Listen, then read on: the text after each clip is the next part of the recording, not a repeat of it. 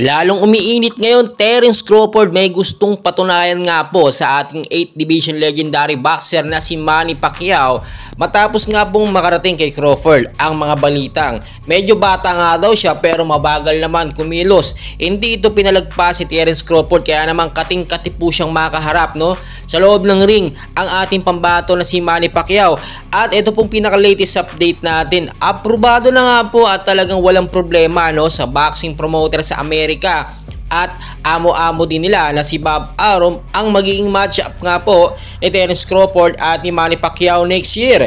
Kung matatandaan po ninyo, may nakahanda or may nakalinya, may nakapilang laban itong si Pacquiao kontra dito kay Buakaw. Exhibition match lamang ito at pwede itong makancel at mapalitan ng mas malaking match kung matutuloy talaga itong kay Terence Crawford at kay Manny Pacquiao. Ngayon po ay talagang tinitignan natin yung mga posibilidad ba na mangyayari kapag ka nagkaharap itong si Pacquiao at si Terence Crawford.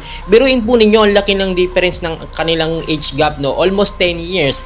Itong si Pacquiao ay nasa 40s, 30s naman itong si Terence Crawford. Masasabi po nating hindi match ang laban pero hindi papayag si Manny Pacquiao na ganun lang tayo. Ang mga Pilipino kilala yan sa lahat ng mga bansa bilang isang magaling na boksingero at si Manny Pacquiao ang nagdadala ng ating karangalan. So kapag may humahamon po sa kanya at hindi niya na natitiis pati ng kanyang kampo ay papatulan po nila yan.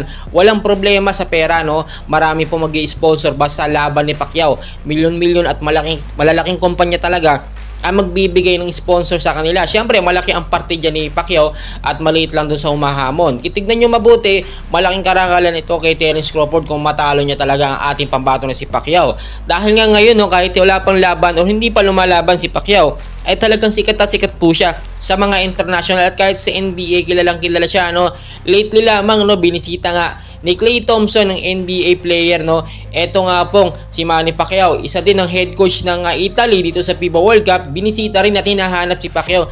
Ganyan po kasikat si Pacquiao. Sinasabi pa nga ng head coach ng Italy na dapat maging proud tayo dahil meron tayong Manny Pacquiao na naglatag or nagdala ng karangalan ng Pilipinas sa iba't ibang mga bansa. So maraming kaganapan na abangan talaga natin yung matchup between Terence Crawford and Manny Pacquiao, and hopefully next year 2024 na nga po ito maikasa. Patuloy ko po kayong i-update and please huwag niyong kalimutan mag-like naman, pa-subscribe, pahit na rin po ng notification bell for more boxing events sa mga Pilipino dito sa ating bansa.